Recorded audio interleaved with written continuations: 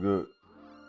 All right, so the next topic I wanted to get into y'all with was TV shows I've been checking out right now. Y'all know I've been on that Power Raising Canaan. We are on episode 8 right now. That's the first. I'll talk about that first. Y'all know what I've been doing is just going by the characters, giving y'all the character breakdowns on what they got going on for the episode. First person I'll talk about is Lou's stupid ass, drunk ass motherfucker. The episode starts off. He going over to Rock crib. If y'all know from the last episode, he pretty much snitched on himself, saying that he was at the crime scene when the mama's husband, I mean her son died. The one that had the patch on his eye. I keep forgetting his name, but he admitted to that somebody he was there when she died when her son died. So they blew, like I told y'all last episode, he blew her fucking wig off, shot her ass through the table. But on this episode, this nigga show up drunk, talking loud, talking about he a killer and Rocket killer. The world don't. They need to know the real her, that they killers and all this shit. Just snitching or whatever. She snatch him in the crib and tell him like, "Hey, you stay your stupid ass here. They mama come to the crib. I ain't know they mama be just coming over picking up money. Like she ain't never been there for them in their life. So she just using them and whatever. And she know that what Rock and her sons do for a living. So she just come get the money and like do whatever they say or whatever. Anyways, keep him up in the crib. Rock leaves the house to go visit her new the plugs that she messing with, trying to get her product back out on the streets and get her stuff back up and running after Unique. Then they found out that Unique is actually gone, that he's not coming back. So she had to get back into the game. Um, Rock ends up meeting up with Marvin, trying to figure out, yo, like, what is Kanan doing? I need to find out where he getting this work from, who he involved with, and he pretty much tells him. Marvin tells Rock, yo, Kanan is fucking with Snaps and Pop. So she goes set up a meeting with them, go talk to him like, yo, my son ain't built for this type of life. He don't need to be selling drugs for y'all, whatever. And they tell him like, look, Rock, you ain't gonna come in here and tell us how to run our shit, what partnerships we can have with. I don't give a damn if he's your son or not. But I will tell you that he's not getting the drugs from us. So she pretty much called him a liar, like, yo, all right, just stay away from my son and whatever. And they snaps and pops on like you can't tell us what to do. Like he a grown ass man, so they still Kanan's trying to build a relationship with them. He in cahoots with Ronnie or whatever. So as the show goes on, Jukebox has been announced as the leader of they little what the fuck is the group called? I can't even think of what they group called. I know it started with a B. I think it started with a B or something like that. But she's been announced as the lead of the group. So the one member, the light skinned girl that don't fuck with Jukebox or the other girl, she gets upset and is like, yo, like, you gonna let her be in charge just because it's bullshit she said during the little practice or whatever. And she's like, look, right now Jukebox is in charge.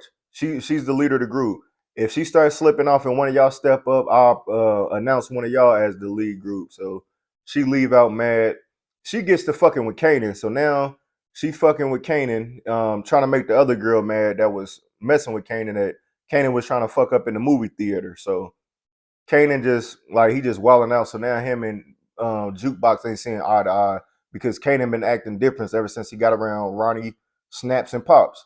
Um, old girl ends up they manager tells them like, look, one thing y'all need to work on is being here on time so we could get this practice out the way because we got a couple of performances locked in for next week.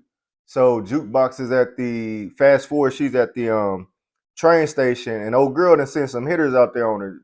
Two females come out there, jump her, piece Jukebox up a little bit, but Jukebox got the best of them. She whooped both of their ass at the end of the day. Get back to practice a little bit late, but she made it known, old girl, like, look, you sent them girls after me. They both was weak as fuck. I whooped both of their ass. So she wasn't expecting Jukebox to make it back. Even though she made it late, she wasn't expecting her to make it back. She thought two versus one. She didn't know Juke was nice like that. Juke a boxer on there, so it was funny seeing her whoop their ass. But they was on Juke for a minute though. Who else? What else happened on this episode? Marvin, like I said, he was trying to figure out what is Kanan moving, like what type of work he moving, and who is he getting it from. he found out that he moving at H. He somebody supplying him H some heroin. He followed one of the dudes that he be sending the little runners on. And like I said, they was like, man, hey, I'm just moving this. I don't look in the bag. I'm just moving this shit because I'm trying to get paid. And Kanan paid double than what old dude was paying us up in the building. So Marvin also is dealing with the dude that he was up in the class with. He has pretty much been hired by these investigators to figure out what Marvin does on a daily day basis because they are linking him to a couple of murders that happened. So Marvin finds out that he's been talking to him. He's writing down notes and shit. They out for lunch with old dude kids. He writing down notes and pretty much talking about, yo, this is what he be doing for the day or whatever. And Marvin started asking like, yo, like you talking to investigators about me or whatever like that, and he's trying to make it seem like it's about jukebox, but it's really he's trying to put two and two together to figure out, is Marvin a killer? Like, is he really doing this shit and just trying to come off as a nice guy? So that's what Marvin dealing with. Um,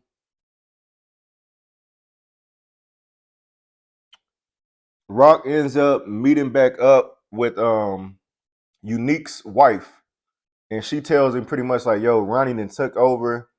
He was up in the crib with his girlfriend, and that struck something because ever since Ronnie been out, like even you rewind back a couple episodes, he was up in the strip club. Unique put two strippers on him, and this nigga spazzed out on the strippers. Like he ain't want no ass. He's not fucking with nobody.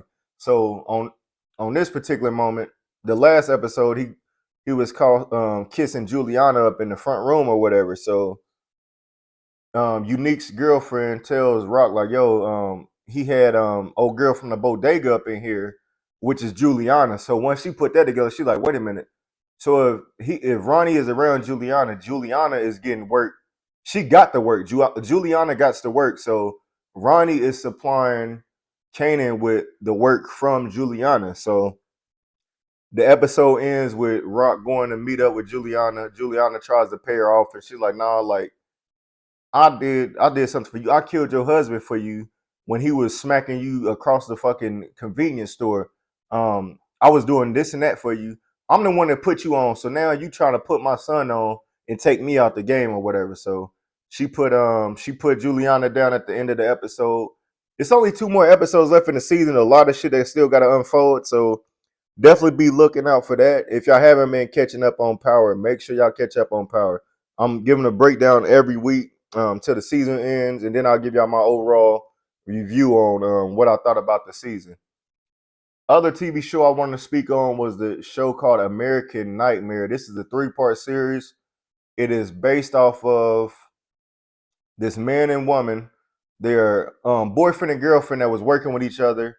He ends up breaking up with his girlfriend and meets another girl at work. They get involved with each other. They fall in love. He starts trying to double back. He's still trying to holler at his ex girlfriend that's working with him or whatever. Is it still going? It's still look cool. He try to double back, so he starts trying to holler at his ex girlfriend or whatever. His current girlfriend finds out, like he texting her saying he want to meet up with her. He's still trying to give her hugs and kisses and shit at work when his girlfriend ain't around. So his girlfriend ends up missing. Um, Fast forward a little bit, he wakes up the next morning. One night he wakes up. He said somebody came in and kidnapped his girlfriend, and he's trying to figure out like why would they kidnap her? Like what is this about? And why did they drug him? Because I think he said he got drugged like with some NyQuil and some other substance or whatever, and he put him out for the night. When he woke up, he had a camera up in his front room. He had some red tape to where it's saying like you can't come past this line. And his girlfriend was gone. They looked in the bedroom. The covers was missing. It was blood in the room. He goes to talk to the investigators, and investigators is listening to his story because he was saying something like they came in with some wetsuits on. They had goggles on. They put goggles on my face. They said that they got my girlfriend and they holding her for ransom and shit like that. So listening to the story, the investigator's like, look, I'm gonna be real with you. All that shit you just said, I don't believe none of that shit you just said. I think you lying. I think that y'all got in an argument. She found out that you was trying to double back with your ex-girlfriend, and y'all got in an argument and you end up killing her. You got rid of the body, and you just don't want to admit to it. That's what the investigator telling him. He like, yo, like, ain't none of that shit happened. I told you exactly what I just said happened. Somebody came in and kidnapped her, and they had on wetsuits and shit. That's what really happened. So that was the first series, the episode 1. Episode 2 is the girlfriend, the current girlfriend. It starts off because the episode ends with her coming back home like nothing happened. So she shows up. They got it on camera showing up to her parents' crib, and they like, wait a minute, you just got kidnapped. You've been missing for 2 days. Why are you just now showing up? Like, what the fuck happened? And she tells them the same story. Like, somebody came in, kidnapped me. They put these goggles on my face.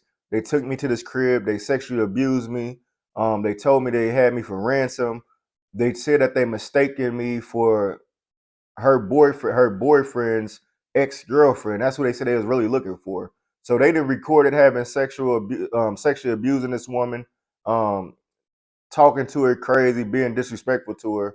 And now the story is weird because at first you would think, okay, if the boyfriend didn't get her kidnapped, did she set up this kidnap to get back at him for finding out that he was trying to get involved with his ex-girlfriend? And that wasn't the case. What happened was they had this serial stalker going around, and he was just pinpointing, tracking certain women up in the area. And he seen her one day, and he was like, "That's the house I'm a target." I guess he looked at Buddy like he was a weak motherfucker. So they was like, "Shit, we'll kick his ass up a little bit, drug him up, and kidnap his girl." And that's what happened. Um, it's a lot more in between that. This is just a quick summary of what happened on the episode, but it ends up fairy tale ending. They end up getting back together and have a couple of kids, and live happily ever after. The If you listen to the story, I'm telling you, it's a movie called Gone Girl with Ben Affleck. That it was something currently like that, and in the movie, on the Gone Girl movie, Ben Affleck is married to this woman. She finds out that he's involved with a younger woman, that he's been having an affair with, and she plots and makes this whole kidnapping thing. She acts like she pretends she got kidnapped. She moves out of state for a couple of days and comes back. She reappears like nothing happened. So it's a long story, but it's on Netflix. It's definitely worth the watch. American Dream. You can find it right on the top 10 episodes up there at the top that they usually show the top 10 shows on Netflix. I think it's like number 4 or 5 right now, and it was number 1, so it might still be number 1. But when I clicked on it, it was like number 4. But that's two shows y'all could be watching: American Nightmare on Netflix and catch up on Power Raising Canaan episode 8. Like, share, and subscribe to the channel. Meet you from the Midwest Podcast on Facebook and Instagram.